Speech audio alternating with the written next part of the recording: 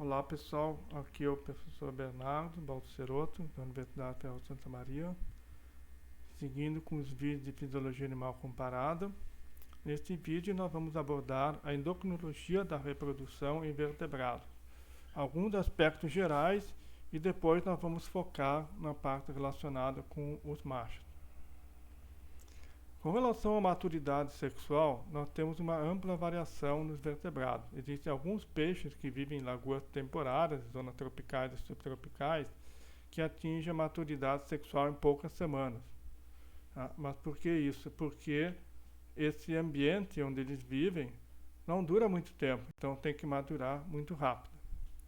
Por outro lado, outras espécies demoram 15 anos, como a enguia europeia, anguila anguila, e dois gêneros de linguados, hipoglossos e hipoglossoides. Por outro lado, temos aqui alguns salmões do gênero oncorríncos e lampreias, elas morrem depois do primeiro período de reprodução. E outros vertebrados têm muitas desovas ou ninhadas em um ano ou estação reprodutiva, ou um ciclo por ano. Então, por exemplo, a leva europeia, com o aumento do fotoperíodo na primavera, ocorre o crescimento testicular e aumento na produção de espermatozoides no macho. Bem, estratégia de reprodução. Então, já mais ou menos eu comentei um pouco no diapositivo anterior, uma estratégia única, são os animais chamados semélparos, têm um único ciclo reprodutivo em toda a sua vida. Por exemplo, salmões do Pacífico e o Antechinus stuart, que é o marsupial australiano. E alguns invertebrados aqui, que não é bem o tema, mas só para exemplificar, como o octópus, o polvo e o nerês, que é um poliqueto. Ou seja, vão reproduzir uma vez só e depois vão morrer. E na maioria das espécies, então, temos a estratégia de repetição. São os heteróporos, apresenta mais um ciclo reprodutivo durante toda a sua vida. Um por ano, ou cada 2, 3 anos, ou vários no mesmo ano, depende da espécie. Classificação em função do destino dos oócitos e ovos. O ócito ainda não fecundado e o ovo já está fecundado. Poderão encontrar também como ovócitos. Bem, temos ovíparos, vivíparos e ovovivíparos. Nos ovíparos, os oócitos são expelidos do corpo e todo desenvolvimento depende do vitelo. A fertilização ela pode ser externa, peixes, anfíbios, ou interna, também em peixes, aves e répteis. Nos vivíparos, os embriões desenvolvem-se no corpo da fêmea. A fertilização interna ocorre em mamíferos, aves e algumas espécies de peixe também. Os ovovivíparos, os embriões desenvolvem-se dentro da fêmea, mas com nutrição do vitelo. Então, o ovo eclode dentro da fêmea, a fertilização é interna. Tubarões, répteis e outros tipos de peixe também aparecem. Tem esse princípio aqui. Determinação do sexo. Como é que é determinado o sexo do animal? Na maioria é determinado pelo genótipo. Nos mamíferos, o cromossomo Y determina o sexo. Então, temos o macho que é heterogamético, XY, a fêmea homogamética, XX. No caso das aves, o macho é homogamético, ZZ, e a fêmea, que é heterogamética, ZV. E em alguns peixes, o status social vai determinar qual é o sexo que vai ser. Vamos comentar daqui a pouco. Então, a diferenciação sexual, o genoma, fatores ambientais como temperatura, níveis hormonais, podem determinar o sexo do animal. Então, algumas espécies, temos aqui a porcentagem, fêmeas, machos. E aqui, estradiol, 17-beta-estradiol e testosterona. Então vejam aqui, quanto maior a relação estradiol para testosterona, mais fêmeas vão aparecer, maior vai ser a porcentagem de fêmeas em relação ao macho, que aparece aqui. Então isso aqui é um efeito hormonal, determinando o sexo. Mas a temperatura também pode determinar, dependendo da temperatura onde está havendo a incubação dos ovos, no caso de ovos, ou desenvolvimento larval, podemos ter mais um gênero do que o outro, ou mais machos ou fêmeas, dependendo da espécie.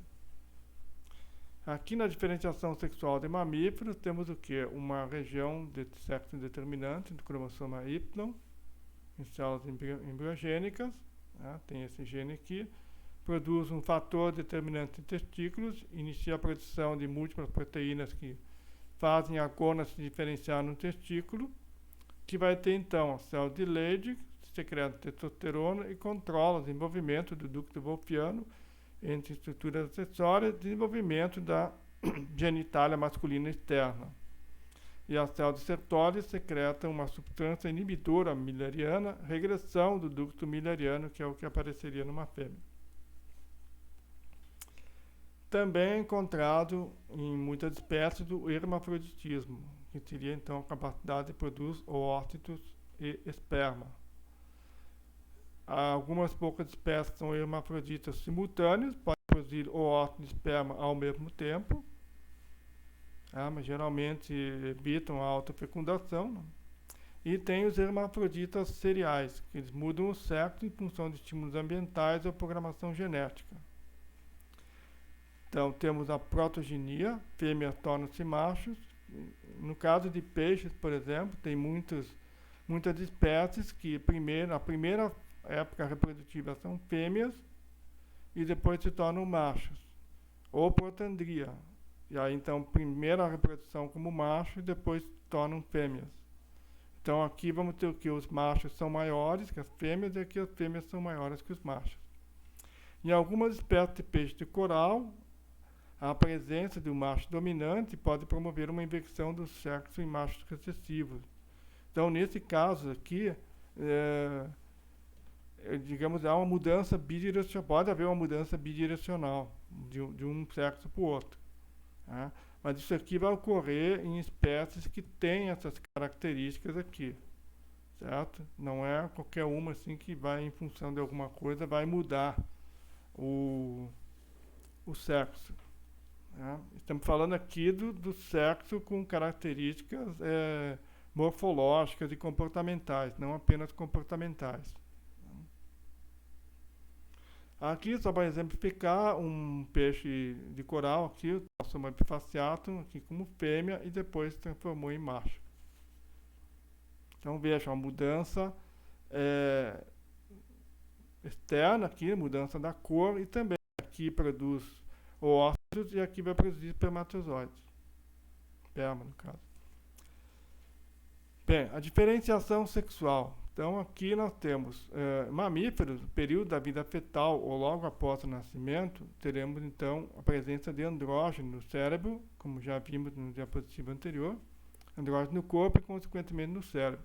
E vão determinar, então, a impressão do comportamento masculino. Os andrógenos no cérebro, eles são convertidos a estrógeno por ação de uma enzima, e aí o estrógeno, na verdade, é que vai ter ação masculinizante, e não o andrógeno, no caso de testosterona, por exemplo. Se não houver essa impressão do comportamento masculino, o comportamento tenderá a ser feminino. Ou, digamos, um homem vai ter preferência por outro homem. Vai ter essa alteração aqui. A mesma coisa nas fêmeas, nas mulheres, por exemplo, né? Se tem alguma alteração aqui, vai ocorrer exatamente isso aí. Vai ter preferência por outra mulher em vez de ter preferência por homem. Os ovários, eles não produzem estrógenos nesse período, no caso das mulheres, não? Geneticamente mulheres. E o feto, então, apresenta também altos níveis de uma proteína estrógeno ligante. Então, não há estrógeno livre, o que vai determinar, então, o comportamento feminino. Não há estrógeno para promover a ação masculinizante. Nas aves, o processo é inverso. O estrógeno vai determinar o comportamento feminino. O estrógeno nesse período. Mas vejam que, voltando aqui, desculpa, isso aqui é na vida fetal logo após o nascimento. Depois, num adulto, tem a injeção de testosterona numa fêmea. Ela vai ter comportamento masculinizante? Não vai ter comportamento masculinizante. Pode se tornar mais agressiva, que é um efeito da testosterona, mas não vai ter, digamos, uma preferência por outra fêmea, porque já teve a impressão do comportamento feminino. Bem, testículos, então, aqui estrutura em aves e mamíferos, temos aqui os túbulos seminíferos, né, aqui dentro do escroto, aqui epidídimo e vaso deferente, depois então vai levar ali em direção à uretra. Testículos apresentam as células germinais, que darão origem aos espermatozoides,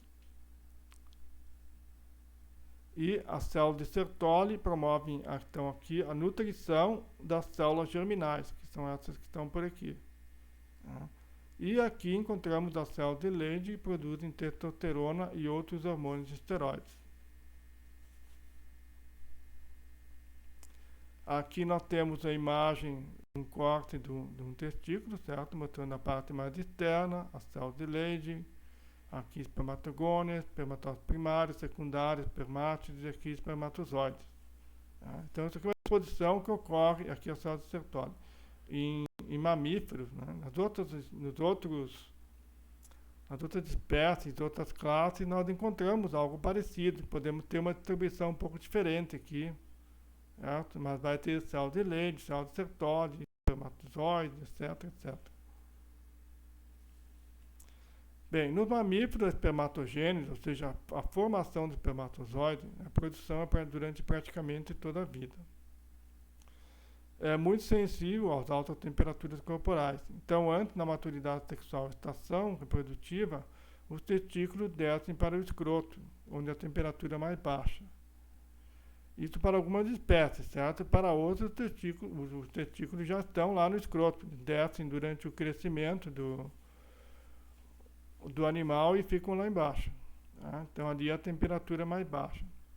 O escroto possui músculos, então quando o animal está exposto ao frio, os músculos contraem, os testículos se elevam, ficam mais próximos do corpo para se aquecer. E quando está quente, os músculos relaxam, então os testículos descem. Tá? Então se vocês olharem, por exemplo, algum macho, em época de frio, em época de calor, vocês vão ver que existem diferentes alturas do escroto, né? Pode ser mais alargado ou pode ser mais contraído. Estrutura do sistema reprodutor masculino, de modo geral, né? Mamíferos, o fluido seminal é adicionado aos espermatozoides por glândulas exócrinas durante a ejaculação. Tem as vesículas seminais, produzem fluido alcalino com nutrientes. A próstata secreta nutrientes, principalmente citrato. E as glândulas bulbouretrais secretam o muco para a lubrificação, importante principalmente se vai haver a penetração na fêmea. As aves não possuem vesícula seminal, nem próstata, nem glândula bulbouretral. E o sêmen tem origem na célula de Sertoli, epidídimo e possivelmente nas pregas linfáticas da cloaca. No testículo dos mamíferos, tem então os túbulos seminíferos, túbulos retos, uma rede testicular, epidídimo, vaso deferente, ampola, ducto ejaculatório e a uretra. Aqui uma comparação entre insetos e vertebrados, certo? Temos aqui túbulos seminíferos, vaso deferente, vesícula seminal, glândula acessória e ducto ejaculatório, aqui no inseto. No vertebrado, de um modo geral, então, túbulos seminíferos, deferentes, epidídimos, vaso deferente, vesícula seminal, glândula prostática e glândula bulbouretral. Na verdade, não é bem para vertebrado, é mais para mamífero isso aqui. Como que ocorre a ativação do espermatozoide? Né? Então, nos vertebrados com fecundação interna, vai ocorrer no trato reprodutivo da fêmea. Daí é que eles vão ser ativados. Nos vertebrados com fecundação externa, peixes e anfíbios de água doce, quando a osmolaridade é menor que a do plasma. Então, o que acontece? O sêmen, o esperma, é lançado na água. Se eles são de água doce, vai encontrar uma água menos concentrada que o plasma. Então, ativa o espermatozoide. E em peixes que vivem na água do mar, então, quando a osmolaridade é maior que a do plasma, que é o caso da água do mar. Alguma coisa sobre os hormônios, então, encéfalo, hipotálamo e adenohipófise. Encéfalo e hipotálamo produzem os hormônios aqui, quispeptinas 1 e 2, promovem a diferenciação sexual do encéfalo, ajuste da puberdade, controle da reprodução via estímulos ambientais. O hipotálamo produz o hormônio liberador das gonadotropinas, abreviado dessa forma. O hormônio liberador das gonadotropinas estimula a secreção do hormônio luteinizante e do folículo estimulante, LH e FSH. O LH nos machos estimula a secreção de andrógenos pelos testículos, estimula a célula de leite, a produzir os andrógenos, e o FSH estimula a espermatogênese, ou seja, a formação do espermatozoide. Como é que é a regulação da liberação das gonadotropinas? Esqueci de mostrar aqui. As gonadotropinas são o quê? O hormônio luteinizante e o hormônio folículo estimulante, produzidos pela adenipófise. Então, no início do período reprodutivo, estímulos ambientais, por exemplo, vão estimular o encéfalo e o hipotálamo, que vão liberar as quispeptinas 1 e 2. Vão agir no hipotálamo, estimulando a liberação do hormônio liberador da gonadotropina, que vai atuar na adenipófise, que vai produzir e liberar o FSH e o LH, que vão estimular a maturação gonadal e liberação de esteroides gonadais. Esteroides pelas gônadas, hormônios pelas gônadas. Aqui, esteroide gonadal, no caso de machos, são os andrógenos. Principais são a testosterona e a 11-cetotestosterona. Promove, então, desenvolvimento e manutenção das glândulas acessórias. São quais? Vesícula seminal, próstata, no caso de mamíferos, né? Maturação de espermatozoides, comportamento masculino. Então, territorialidade, agressividade, corte, né? E também características sexuais secundárias. Por exemplo, canto e plumagem colorida em aves. A juba do leão também tem a ver com isso. E aqui temos um esquema geral dos principais hormônios envolvidos na reprodução de machos de vertebrados. Então, aqui o metabolismo, estímulos ambientais, encéfalo e hipotálamo, liberação das quispeptinas, que vão estimular o hipotálamo a liberar o hormônio liberador de gonadotropinas, pode estimular diretamente a adenipófise também. E aqui temos um D negativo, esse D seria a dopamina, que poderia inibir a adenipófise a liberar as duas gonadotropinas. Então, o LH, o hormônio luteinizante, e o FSH, o hormônio folículo estimulante. O hormônio folículo estimulante vai fazer o quê? Nos imaturos, vai estimular as células de Leydig a produzir a 11-cetotestosterona ou testosterona. Né? E aqui nos imaturos, vai estimular também os túbulos seminíferos, a espermatogênese. Certo? E nos maturos aqui, estimulam a célula de Leydig, estimulam a liberação da 11-cetotestosterona. E vejam que aqui a cetotestosterona ou testosterona, depende da espécie, né, vai fazer o quê? À medida que vai aumentando no sangue, promove uma retroalimentação negativa na adenipófise e hipotálamo, ou seja, inibe a liberação do GNRH pelo hipotálamo e pode inibir a liberação do LH e talvez do FSH também pela adenipófise. Certo? Então, para manter um nível constante, não ficar sempre aumentando. Essa testosterona estimula as células de Sertoli, que poderão liberar um hormônio activina, que vai estimular também a espermatogênese. No final da espermatogênese, quando vai ocorrer a maturação do espermatozoide, temos a ação do LH, que vai estimular o quê? A produção também de um hormônio aqui, que está como 17-alfa-20-beta-P, seria 17-alfa-20-beta-triidroxiprogesterona. Então, é fácil chamar 17-alfa-20-beta-progesterona. Promove, então, maturação de espermatozoides e permeação. Certo? Pode variar um pouco dependendo da espécie, esse hormônio aqui também. E com isso, aqui tem mais uma tabela mostrando alguns hormônios reprodutivos relacionados com o desenvolvimento sexual e reprodução. Então, a maturação sexual androgênio, produzido pelos testículos. Aqui temos características sexuais secundárias, então crescimento axilar, no caso dos homens, né? E a voz fica mais grossa, o libido corre nos vertebrados em geral, que seria o desejo sexual.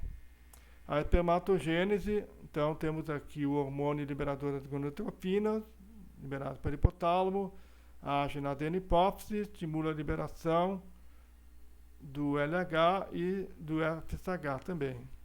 O LH e o FSH produzido na adenopófise, o LH estimula a produção de andrógeno e liberação na célula de Leydig, e o FSH estimula o espermatogênio na célula na célula de Sertoli também.